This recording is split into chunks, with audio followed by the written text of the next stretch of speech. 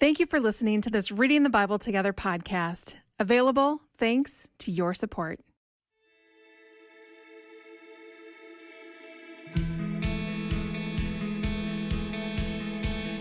Welcome to Reading the Bible Together. I'm your host, Angela Smith. I see hospitality in one of my volunteer opportunities in the high school group that I volunteer with, where I try to make sure that everybody feels welcome and everybody's seen and everybody's welcomed and invited in to participate in whatever way they feel comfortable participating. This week, we're talking about the spiritual discipline of hospitality. And often, I think in American culture, when we talk about hospitality, we often think about getting out your pretty china, getting out teacups, getting out tablecloths, and making things be fancy. And that's a lot of times what we associate hospitality with. But what we're going to be talking about today is a biblical hospitality. How do we see hospitality in the Bible?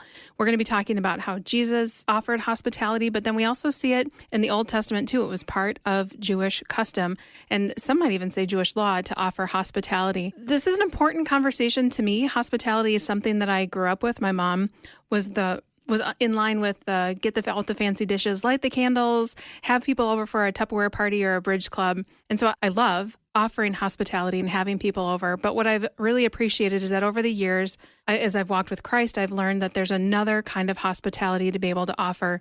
Sometimes that means inviting people to our home, and sometimes it's just making space for them. My husband and I are part of a missional community at our church, and we've been talking about serving others and coming alongside others, and how can we do that together, and getting to know each other in the process. And as we've been having these conversations, I've been thinking about, goodness, this really sounds like radical biblical hospitality to me. And so I am so excited that I was able to convince and cajole some of my missional community group members to come in and to sit down and have a conversation with me about radical hospitality. You're going to hear from my husband. You've heard me talk about him probably. But he is joining us today. His name is Todd.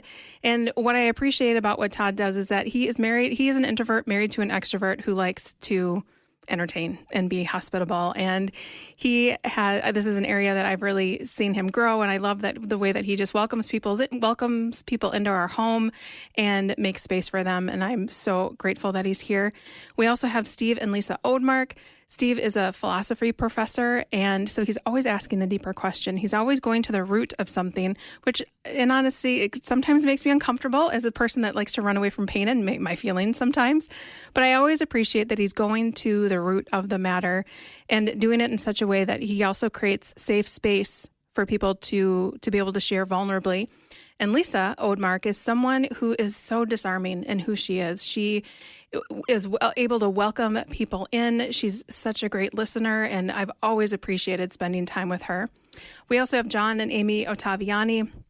John is someone who wants to go deeper. Staying at the surface is not satisfying for him, is what I've kind of been learning, and he likes to go deeper. And so he's going to ask the deeper question. He's going to try to take the conversation a little bit deeper, and often will share himself to start things off. And then Amy is a very dear friend. And the thing that made me think of her, the memory that I had, is that she is a Spanish speaker. And we had a group from Guadalajara come up and partner with our church. And there were two young women at this event we were at, and they seemed very nervous. And Amy leaned over and just started speaking Spanish with them, and they seemed to go at ease. And I just feel like that kind of depicts who Amy is, that she sees people, she'll come alongside them, she'll welcome them, make them feel welcome. And so I am so grateful to have each one of you here. This will be the one time that I'll have all of you talk at the same time. Welcome. Thanks for having us. Hello. Yeah. Thank you. Great to be with you. So good. I'm asking all of my guests, and there are so many of you, so we'll just answer this briefly. But what has been your relationship with Lent? Todd, we'll start with you. What has been your experience with Lent? Well, I grew up in a Christian family, so I knew about it, but it wasn't something that we practiced. We didn't have a lot of traditions growing up because we lived in a different area than the rest of the family, so we were kind of making our own way. So my experience with Lent is I knew it existed, but I've never really done it. How about you, Steve? I grew up in a not Christian family, so we didn't celebrate Lent. And also, through college, was involved in a campus ministry, and that was really my church life. And we didn't celebrate Lent there. Didn't celebrate Lent until I think coming to our church here in Minnesota and see it sort of as an opportunity to think about associating ourselves with the suffering of Jesus and appreciate sort of another look at having Lent as being a time set aside to do something special. How about you, Lisa? Yeah, I grew up with a church-going family, and it was more just a point-in-time type thing, not really something to enter into. Amy? Yeah, I, similarly to Todd, grew up knowing about Lent, grew up in a Christian home, but didn't really practice it at all until, I don't know, maybe the last 15, 20 years or so. And John, how about you? I sound like the Lent expert then in the group. I grew up in a very traditional church denomination that Lent was a really clear part of the church calendar. So there was a lot of ritual and a lot of kind of practices wired into my church experience growing up. Since, I guess, coming into faith more as an adult and owning it myself, it's become less formal and structured, but still an important time of the year for us. Yeah, my background is I grew up in a Lutheran background, and so it was something, there was going to be a Wednesday night service and a soup and salad supper afterwards, and, you would give something up, but not what I have known for it to become now that we've been talking about kind of taking the time to enter into Christ's suffering. And one thing we've been talking about here at Faith Radio is that sometimes it's easy to want to go from Palm Sunday to Easter Sunday and to skip over all of the suffering, and when you take time to enter into the suffering, the celebration of what Christ did becomes much more to celebrate. Thank you for sharing that. So today we're talking about hospitality. I guess I'm not sure who would like to start. Steve, why don't we start with you? What has hospitality meant to you? Either like the American culture hospitality or like this biblical kind of hospitality.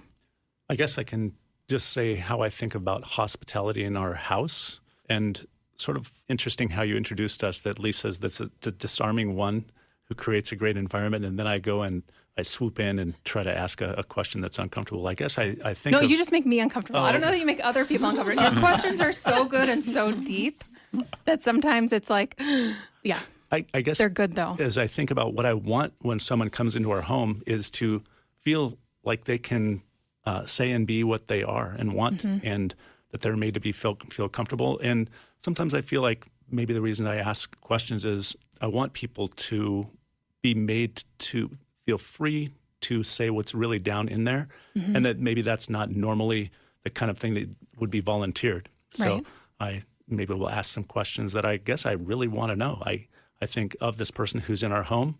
I want to know you, and I want you to say stuff that I think matters. So I'll ask those kinds of things. So I guess that's not something I would have ordinarily thought of with hospitality. I think of it as giving them food and space and warmth and making them feel comfortable and like that they belong in our home and that we're happy they're there. And that, that's basically the bottom line. Lisa, do you have anything to add to that? Yeah, I think just the idea of somebody being seen and accepted as they are. I think of our oldest daughter. She will often invite her hurting friends over. They're like, can I, somebody just a breakup or just going through a hard time. And she sort of sees our house as a place of therapy to bring her friends to. And I don't know really what it is, but, maybe just being in a healthy environment is healing. Steve, I feel like you've reached the heart of it. It's like the house and the warmth and the food and the setting is the setting. And it's then what happens as you invite the other to be who they are and be cared for as they are and drawn out and maybe encouraged in some way. That's the heart of it, which I think is what we see in the gospel and what, it's like... We're done. Podcast over. Just kidding.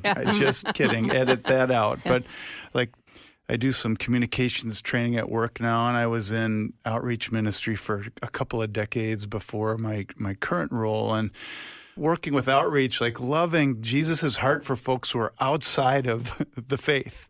It's like the God's kingdom is open. It's open for you. Can you see yourself in it? Because Jesus is saying, I see you in it, and I invite you into it. And it's like, what can we do to have that be the posture and the invitation and the welcome, whether it's hospitality in a church setting where we have our structures and our buildings and our processes. But what about that person feeling like, yes, you are in this picture, you belong in this picture in the same way, whether it's our house or our workplace or whatever. I don't know quite how this flows and what we're talking about, but back to my communications training at work, we talk about people having two primary approaches to communication: push or pull, the idea that you're assertive or you're responsive. And folks know what maybe their tendency is, and whatever your tendency is, try to adopt some traits of the other approach. So if you're assertive and you push, make room for others and pull. And if you're one who tends to be more responsive or quieter that pulls, learn how to assert. And that's a dance, right? And it's really difficult to do that perfectly, but so much of it is what you already touched on, Steve and Lisa, about make space for the other. Who are you? I want you to be you, and I want to know you, and I want to celebrate that and enter into that with you. Yeah, I think that's so important, to make space for people to be who they are, like you said, Lisa. Yeah, I have the privilege of working with lots of immigrant families at my work, and that is like our first and primary goal, always to just make them feel like they belong, like they're welcome. We have, all these different languages on the wall, so it's just like that's part of the setting there. But even just like learning about their traditions, learning about their culture, their customs, their background, all of that, you can just see them become more comfortable as they're being able to share themselves. So that's a big thing for me, is just making people feel like they belong, like they're part of the group, no matter what. Is there anything that you'd like to add, Todd? I don't know how to follow up on what everyone else has said. I do want to thank you for recognizing growth in me in your introduction. It's my parents were hospitable and welcomed many people into our house, but it's something that, as you mentioned, I'm an introvert. I kind of feel like our home is our space or my space, and so it feels a little awkward sometimes inviting people in, but I do, I try to follow your lead and make people feel welcome. Actually, one of our other friends paid me a really high compliment once when he came over to our house, and I just kind of showed him, well, here's how you get water out of the fridge, and here's where we keep this beverage, and here's where we keep this food, and just help yourself. And he said, wow, you're a great host. It's setting me free to do what I want to do. So, but I guess outside of the house, I see hospitality in one of my volunteer opportunities in the high school group that I volunteer with, where I try to make sure that everybody feels welcome and everybody's seen and everybody's welcomed and invited in to participate in whatever way they feel comfortable participating. That's so good. I think it's so important for people to see, well, and especially as a high schooler. But you know what? I think sometimes we can feel like high schoolers in any kind of group situation where we just want to be seen and heard. And that's what I see when I think of biblical hospitality. That's what I think of. When we see Jesus with a woman at the well, entering into conversation with her, with someone who's a woman, who's a Samaritan, who's on the outside, like you were talking about, John, someone who's on the outside, but Jesus saying, no, come in. I can give you everlasting life. You'll never thirst again. And the way that he goes into the homes of people who other people wouldn't have gone in there because, the Pharisees or whatever. It's funny when I think of hospitality. I don't know if you watched it. I'm not necessarily endorsing it, but on Amazon Prime, there's a show called Jack Ryan. There were a couple of people that would do missile strikes, and they would watch things on a screen and they would do strikes or whatever. Well, one guy accidentally does a missile strike, and he ends up killing somebody and finds out, I don't remember how, but this guy had a family, and he feels so guilty that he ends up flying over to this country in the Middle East and brings money to give to the family because he feels bad. And when he gets there, he doesn't speak the language. And he gets to the door, and it's the grandfather and the two kids. And the grandfather welcomes him in, and he's just trying to give him the bag, and the guy won't take it. He brings him in and insists on giving him tea. And the guy's trying to give him the money. The American's trying to give the man the money, and no. And they've got eggs that they sell. And so then they insist on this guy taking eggs, but this American man mistakenly killed this other man's son, and this other man doesn't know that, but the way that this man welcomed the person who can't even speak the same language into their home and makes him have tea with them, that feels like the kind of hospitality, that welcoming the stranger. And even if they're unsure of wanting to partake in the hospitality, drawing them in, so to speak. Go ahead, Steve. I'm glad you brought that up because there was a story I really wanted to tell about when Lisa and I were newly married. Would you say we've been married a year? We were doing a mission in Turkey. And one of the things that they wanted us to learn, that the missionaries who were there, was what hospitality means. Mm. And so what they said, they gave us the name of a piece of paper of a town nearby, and they said, go there and come back tomorrow because you're going to learn what hospitality is like. And we went out there terrified. There were 4 of us in this little taxi. We show up to the place. We knew that there weren't hotels there, and they said, trust me, someone will come and take you in. Not only did we get taken in, but it was as though there was a competition about who would get to take all of us in.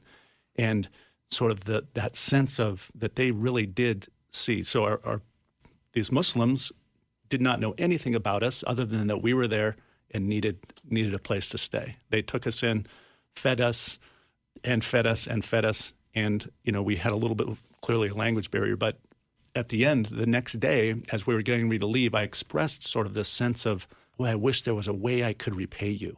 And that was actually sort of an offense in the sense accidentally, because rather than hospitality being a transactional thing where I do this and then maybe I can repay you by showing you hospitality at my house, they saw it solely as a means that welcoming in some person from God, that as a gift from God, and showing them hospitality for no other reason. Mm.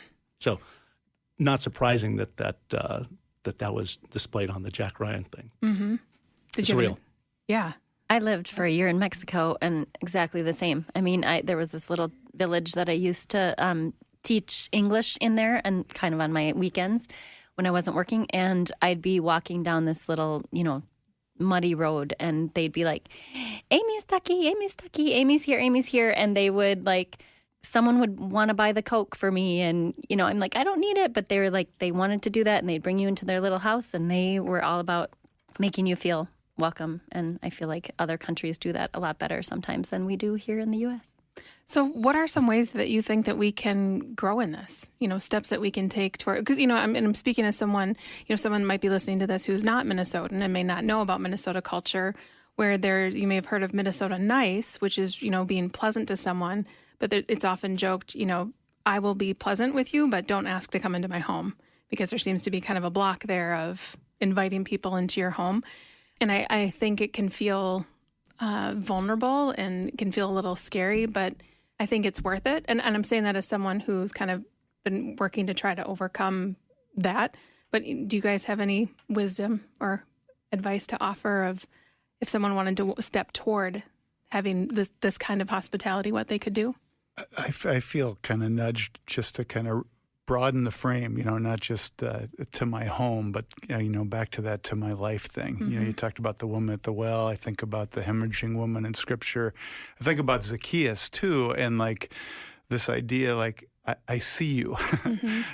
And I think about, Todd, your comment about personality and how we are all wired differently. And some of us, it's really natural to kind of engage a setting. And for some of us, it's, I look for 1 or 2 conversations in a room where my wife, Amy, is she's going to work the room. I remember we were, and I don't mean that in a work the room kind of disrespectful way.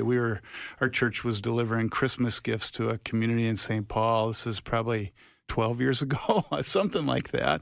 And I'm in the truck helping unload the gifts, and Amy's in the room meeting every family in the room, and I got finished unloading the truck. And as someone who leans introvert, I was like, now what do I do? And thanks to Amy's gifts, got drawn into meeting some folks. Not completely natural, even though I've already articulated my heart for, seeing people and dignifying people and all that kind of stuff. So I think it's a both and, right? Mm-hmm. So some of it's our personality and maybe me learning to take a little more risk, but also leaning on the Amy's of the world that really are natural in a room that can set the context for others of us then to step in and engage. Well, I think what's really great about that too, as you were talking, John, I was thinking about a cashier. You're checking out at the grocery store or Target or Walmart, looking that person in the eye, assuming you are at a cashier that is a human and not one of the self ones, but looking them in the eye and saying, hello, how are you? And waiting for the response, but letting them know, I see you human standing there and I welcome you. One of the things I think about that makes me feel welcome if I'm in someone's, getting back to the houses, to come into their environment and feel like I can participate in the life there. Mm-hmm. I would include, Todd, if you told me where things were, that would be nice also. But also, like literally being able to allowed to help clean up, help do dishes. So sometimes inviting someone to do dishes, at least for me, in a weird way, that makes me feel like I belong there, like I'm participating in the life of the home. Mm-hmm. That's good. One thing I wanted to add is we're talking about the people coming in and feeling welcoming, and part of that is the space. For example, I think that Lisa creates in our home that people will come through the door. There are smells. There's wonderful food waiting. There's space. It's clean. So it's an environment that says, welcome. We're glad you're here. We went a little out of our way to do it. Granted, she does almost all of that. Lisa went out of her way. I do get to help with dishes, but so I do think that matters. I think I sort of was getting away from that the physical environment matters, and I do want to get back to that too says something. Mm-hmm. Yeah, but it's not like a huge, extravagant thing. It's like this is our family. We're gonna, serve it out of the pot. Whatever. Yeah. Come and have a place. So your comment reminds me of when we first moved into our new home and we needed to paint all of our walls. And you two, Steve and Lisa, came over and painted almost all of the walls with me on that first floor, which was amazing. That was very hospitable. Mm-hmm, mm-hmm. While I was hiding, trying to unpack the truck or something.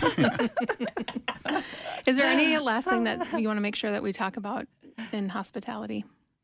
I've got one, and it just goes back to, the hemorrhaging woman. It's like, I think that, the other side of that interaction is, I don't mean, like the word they to me seems loaded to me, but the other person wants to be known. Mm-hmm. And it's like how we create that space, and it goes back to where we started with Steve's opening comment I thought was so insightful, is like that space for you to be known. I want to know you, right? I think that's critical. Yeah, I think I shared this with you guys. There's a book actually called Radical Hospitality, and it's about a Benedictine monastery. And I love this quote: "Radical hospitality is not about what one monk called Minnesota nice," referring to how polite Minnesotans are. "It's about transforming our hearts and our communities. It's about justice for every soul." So in that example of the hemorrhaging woman, Jesus not only healed her physically, but he turned around and called her daughter, and he restored her to her place within the community. And so for us to not only see people, but to work toward justice for every soul. Thank you so much for letting me talk you into doing this. I really, really appreciate it, guys. Thanks for having us. Glad to be here. Aren't they great? I'm so grateful that I get to do life with those people. Thank you for joining us for this conversation about the spiritual discipline of hospitality. I hope that this conversation has, if you haven't thought about hospitality before, maybe now your mind is kind of working and you're wanting to dive into the Bible to see what the Bible has to say about hospitality, or maybe you're even feeling a little bit challenged in some areas of ways that you could offer hospitality to the people around you, whether that's actually inviting them into your home or just creating safe space for people. But at the very least, I hope that it opens your eyes to the people that are around you, the cashiers, the people who are cleaning wherever you are, that you see the people around you and acknowledge them. Just say, hey, hi, I see you. Or, if you're at somewhere where there are people cleaning, just saying, hey, thanks for keeping things clean for us. A little bit of just noticing people around you makes a really big difference and will create that space that we talked about, that hospitable space of them feeling seen and heard and valued. So I'm so, so grateful that you joined us for this conversation. And I hope you'll join us next week. We are going to be talking about the spiritual discipline of wisdom. Really good conversation. Can't wait. We'll see you next week.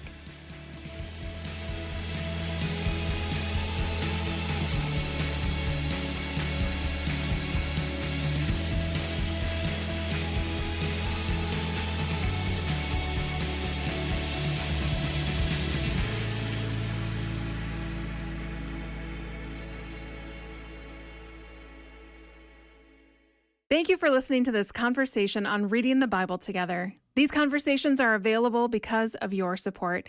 You can become a supporter now at myfaithradio.com. Please subscribe to the podcast so you don't miss any episodes, and share it with friends so together we can inspire more people to read the Bible together. On the latest episode of the Wow God Stories podcast, we go to Africa. I was raised in Sierra Leone in a community that truly lived the phrase, "It takes a village." Until one day, the world outside Anita's village broke in. I didn't grow up in a war zone, but I watched one unfold in the country I love. God brought hope to her story and many others through radical provision. God began to direct us towards Uganda, Africa. I was born and grew up in the countryside of Ethiopia. Nanjan I met in Kigali, Rwanda. Discover how God showed up in the middle of war, loss, and impossible odds in Africa. Stories that'll make you say, "Wow, God. Wow, God. Wow, God." Wow, God Stories. Wherever you get your podcasts.